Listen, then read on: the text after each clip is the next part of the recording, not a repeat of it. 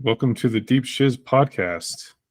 I'm your host, Jeff, and with me is Eric, the other host. And today we'll be talking about September 11th, the new Pearl Harbor.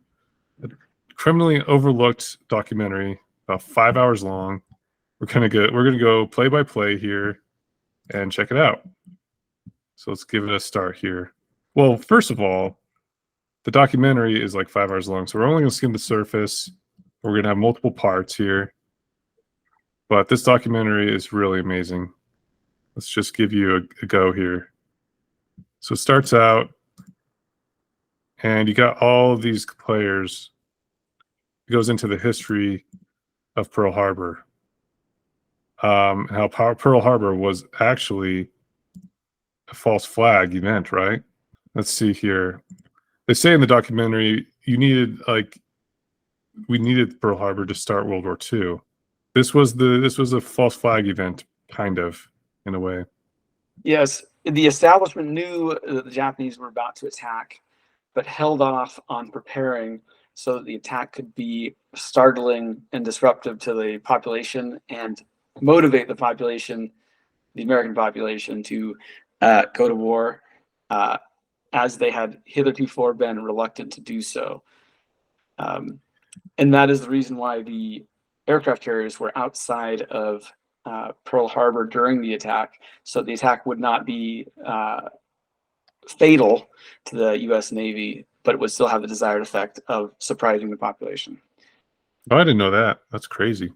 Yeah. So we were kind of reluctant to get into World War II. I mean, the war had been going on for a while. Why do you think we were reluctant to get into it? I believe that the population was tired of World War I and considered these wars kind of European wars that we should not be involved with. Yeah, I think, yeah, for sure. 100%. And yeah, we didn't want to get into another war, and we're like, it's happening in Europe. We didn't think it would spread throughout the world. But when Pearl Harbor happened, people are like, oh, it is spreading all over the world. When in reality, we could have maybe prevented Pearl Harbor from happening and maybe not gotten the war. But I think, though, Japan would have expanded, and if we would have eventually gotten the war. Not that this, allowing Pearl Harbor to happen wasn't like a good thing, but I think eventually we would have gotten the World War II. Yeah, so in a way, the morality of it is a little bit ambiguous, because on one hand, perhaps preparations could have been made to blunt the attack. Yeah, I think like we should have gotten the war sooner, actually, to prevent Hitler. Right when Hitler invaded Czechoslovakia, we should have been like, stop that, and then declared war on him and gotten there like really quick.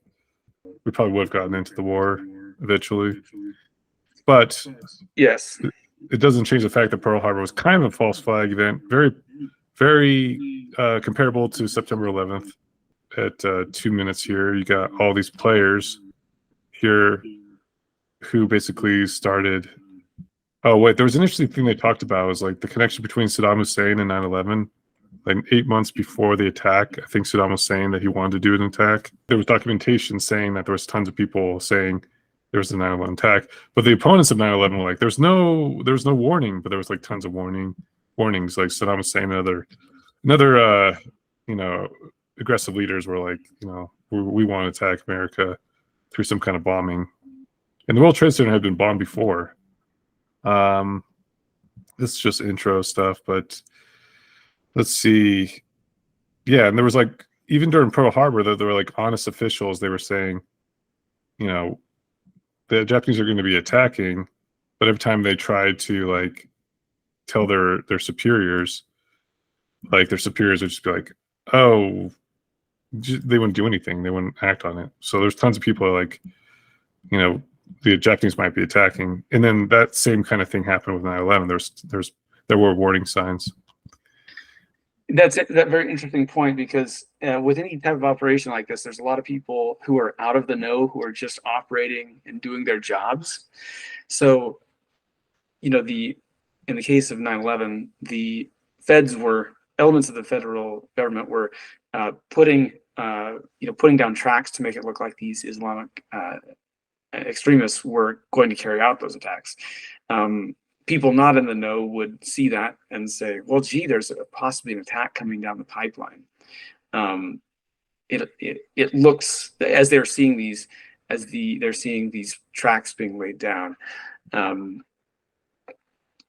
In a similar way,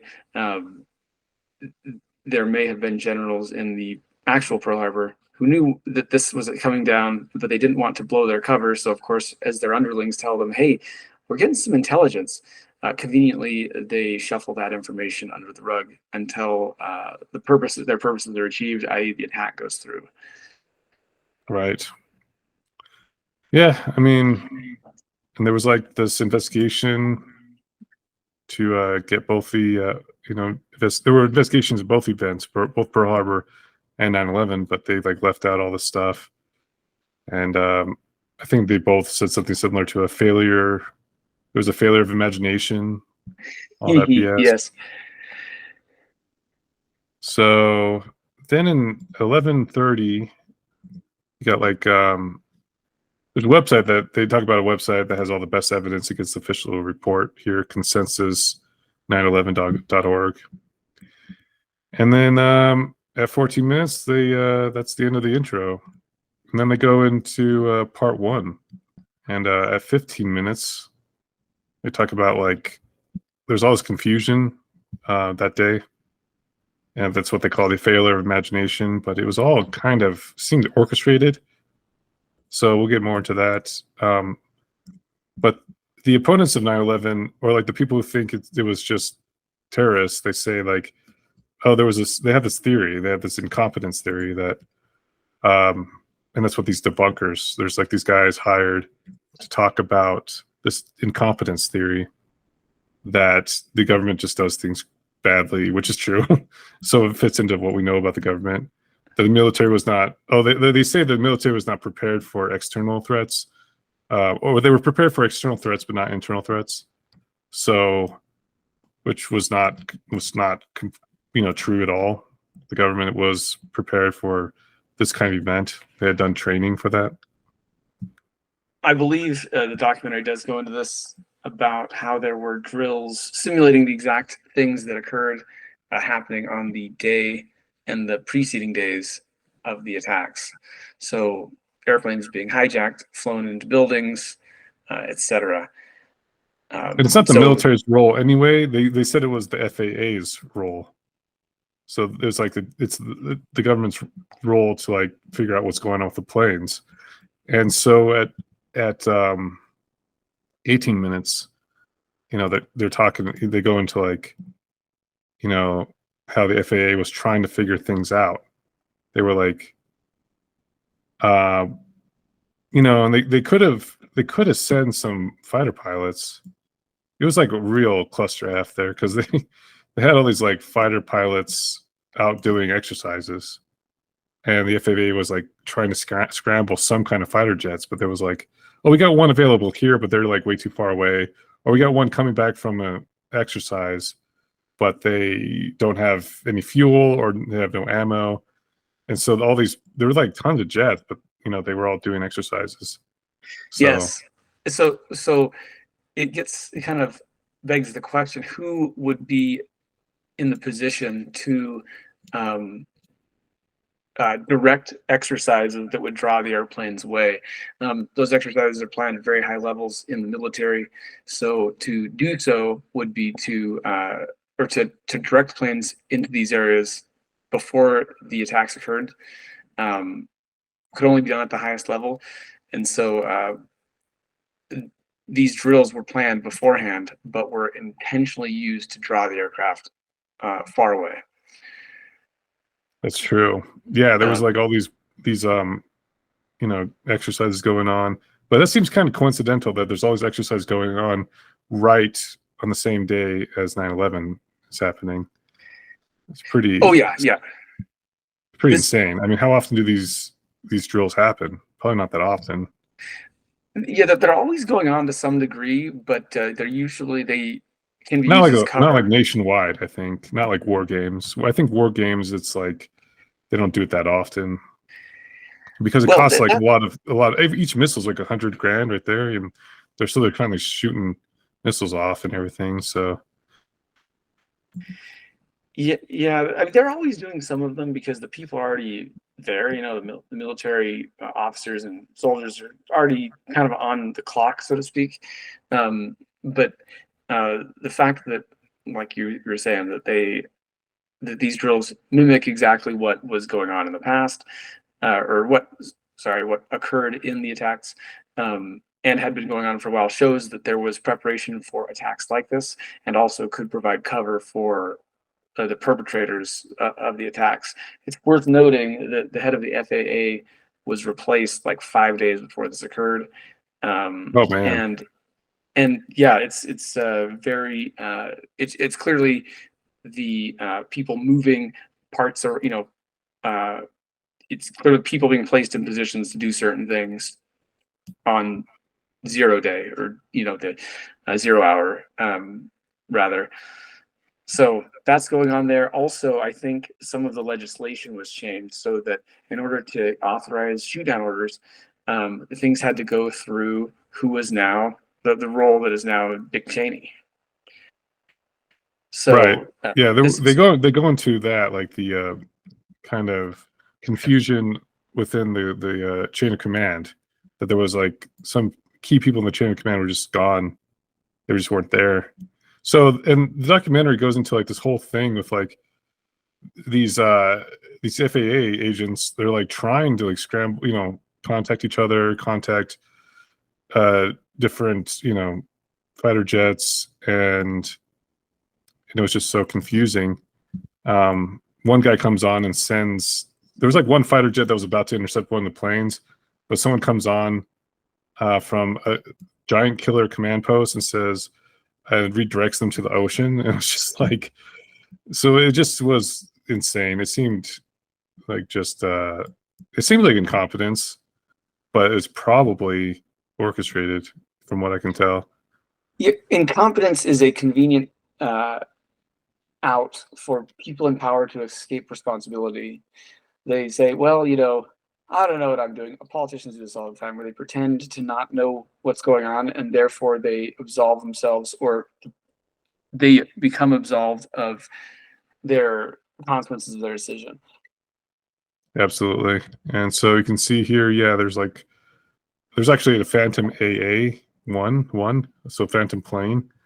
So they got kind of distracted with that, and so some fighter jets were scrambled, and they were actually chasing a Phantom plane. So that was weird. So that could have been one that was created in the simulations that Yeah, confused people. Like it was a false radar trace, perhaps. yeah, probably. And then they talk about what's really interesting. They talk about General Myers. They talk about General Myers, and that he denied that the war games impaired our ability to respond to attack, which was like such a blatant lie. So I wonder if he was like part of it, kind of. Let's see if I can get this guy. But just visuals here. It's like this. They're asking him here, what did were the war games a mistake? Like, did they impede our ability to respond to the attack? And he's like, no. It was, in fact, it helped. He actually tried to claim it helped. So, so at 29, 20, and then so President Bush, he's when the attacks happen, he's like reading a children's book to some elementary school kids, and he comes back later that night, and there's like 300 planes up in the air to like protect Washington D.C. So it's like, okay, you can protect the president when he's coming back, just not the nation when it matters. So a lot of that seemed like kabuki theater to me. Yes. Yeah, I think that's a perfect thing. I remember being at a cross country meet right after the attacks, and there was F-15s flying over, or one or two. You could hear them roaring over. So Yeah, the he's effect back. is basically psychological, like, hey, we're under attack, military is around, etc. Hell yeah. So I was in college at the time, like my first semester of college. So you would have been like 17 or something at the time, like still in Let's high see, I school. was 16, I believe. 16. So I must have been just like 18 or so. And yeah, I remember. Do you remember where you were when you heard about 9/11? I was just coming back in from seminary, And then we hang out in class in like my second period class. I think it was humanities, and watched everything. I did feel like something was a little weird with the crazy explosions at the top of the towers, even then, but didn't really consider. I didn't think anything seriously about conspiracy for another 20 years. Yeah, I didn't even even think of conspiracies though for the longest time. Not until I was like in my late 20s. Yeah, that was just kind of like whatever. That's horrible. It's a horrible event. I guess it's terrorists. I just didn't really follow it though. I think I It didn't seems believe in any. so. Yeah, it seems so far out there that could even be the case, but It still does seem far out there, but yeah, but then once you look at all the data and all the evidence, then it's like even more out there to think that it was orchestrated by these pilots that have like, they'll go into this later on, that these pilots had like no training and everything. And they were able to fly these huge planes and these really advanced maneuvers. But this documentary at 31:15, Putin actually warned us about suicide bombings by pilots trained to attack U.S. targets. So there was a lot of warnings, because a lot of debunkers are like, oh, there were no warnings. There was tons of warnings. So that's interesting to me. yeah, I would speculate that the warnings, were of, it does appear that the feds were basically creating a paper trail to incriminate Middle Eastern terrorists, or allegedly, and so these trails were being put down, like having these people train at flight schools, etc. And so other intelligence agencies were picking these things up and saying, "Hey, by the way, you might want to know about this." And but the powers that were and that be were not interested in doing anything about those that information, because the goal of theirs was to create the story that this was Muslim hijackers. And so it makes perfect sense that, of course, they would ignore any information related to it. Yeah, it's seems kind of sus there. But apparently Ashcroft was also advised to avoid commercial airlines when traveling. So they talk about that at this point. And so that's kind of suspicious too. That's John Ashcroft. Yeah, I think that's his name, John Ashcroft. And a lot of higher ups, they were like, there's also incompetence, and none of them were reprimanded. Let's see. Yeah, the chain of command. It goes into part one, chain of command. Talks about like all these people. This guy was on the job for less than one day. Ben Slaney. This guy was in Puerto Rico. So all these just head honchos. This guy's newly certified. This guy was in a meeting, no telephone. This guy, they couldn't contact this guy, and this Don Rumsfeld, they couldn't contact him. So it's like, it just seems so unlikely that there was all this. The whole chain of command was just gone or new, and inexperienced. It's just bullcrap to me. So the question here would be, who would be in a position to appoint or place the people in these roles? Because interfering with or arranging organizations like this was totally crucial to having the operation proceed. So you're like, okay, who appoints the head of the FAA headquarters? And I know, right? I mean, because that would be the person who would be very close to being in the know, because they would be in position to kind of influence the result of how things unfolded by the actions of the people they appointed. I mean, if this was all incompetence, why wasn't anybody reprimanded or demoted or fired? Nobody was punished for any of this. So it's like, what's up with that? Like, whose job? They did a good job of this? Yeah, a lot of them got promoted actually. So it's like, yeah, you did your job well, so we know exactly what their goal was. So it shows here just like this guy was gone, so the chain of command was broken. Rumsfeld was just MIA, and so this whole chain of command was just not working. So they couldn't get a lot of authorization to like respond to the attacks, and that's exactly what they wanted apparently. Like I think at one point Rumsfeld was outside just assessing, quote unquote, assessing the situation when he should have been like giving orders and that kind of thing.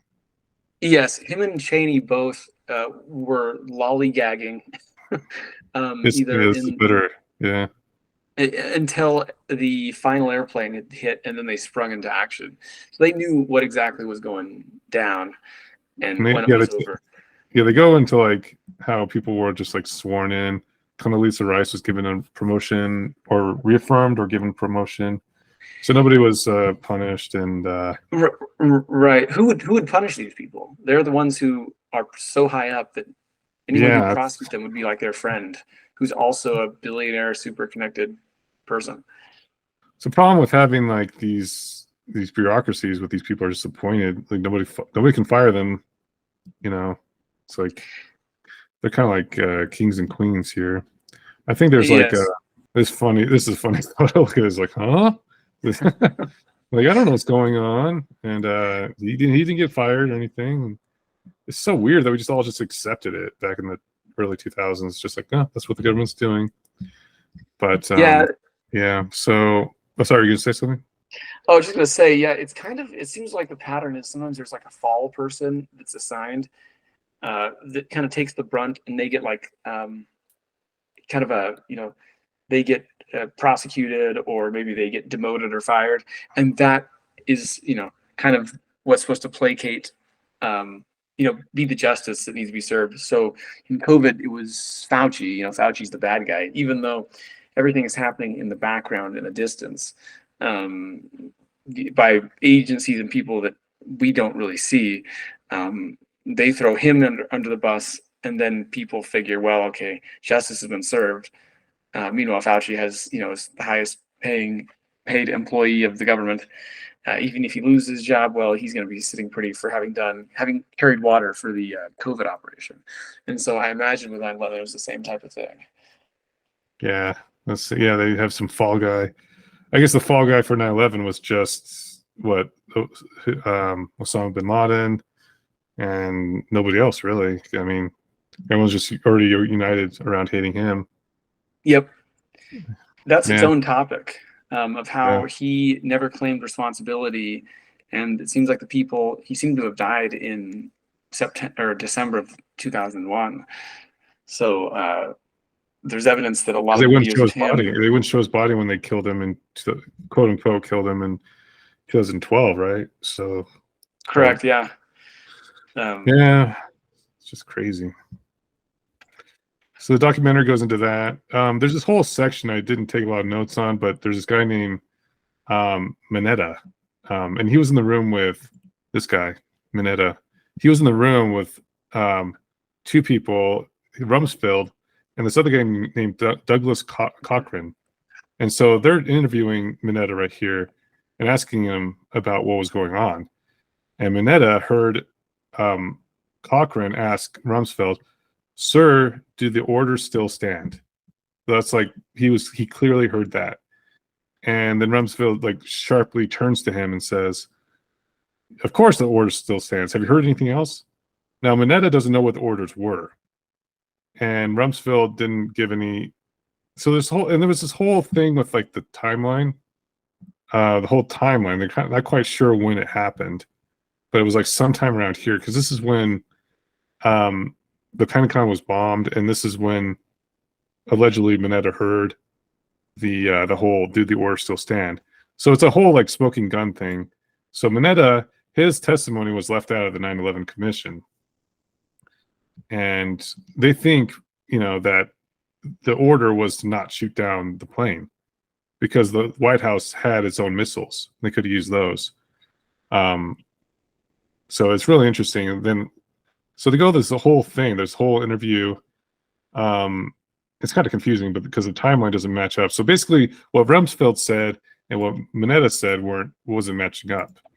But at 52:30, they actually talked to a guy named talk to Cochran. Okay, so the other guy in the room, they try to talk to him, and he refused to comment. So I think they got to him. So a lot of that's confusing. But this guy, who would have known what that order was, he refused to comment, and they interviewed him in the 9/11 special report, but they took that interview out. So a lot of that's just weird. It's weird that the timeline doesn't link up, and it's weird that he would refuse to comment, and he wouldn't give any kind of comment on the whole what was the order thing. Yeah, you can kind of infer the order was related to the aircraft, and I'm sure for that reason, and the fact that he has declined is indication that whatever that was would be incriminating to say. So without saying that it was regarding the plane shoot down, they're basically it acknowledges it, in my opinion. Yeah, it just seems like something they would want to interview and do more research on, but they were like, nah, don't worry about it. Nothing to see here, Exactly. Go home. And so Mineta, his testimony was like, there's only one mention of him in the report. So they didn't want that smoking gun out there. So that was a weird thing. And that's the end of part one. So that's the end of part one. In part two, they get into more of like the pilots themselves and the hijackers, supposed hijackers. And it's just insane with how weird it gets with them. But that'll be the end of our first part here. And we'll get into part two next time on the Deep Shiz podcast. All right, Eric, thank you for coming on. Appreciate you talking to me about this. And the truth is got to be put out there, huh? Indeed. Thanks, Jeff. All right, man.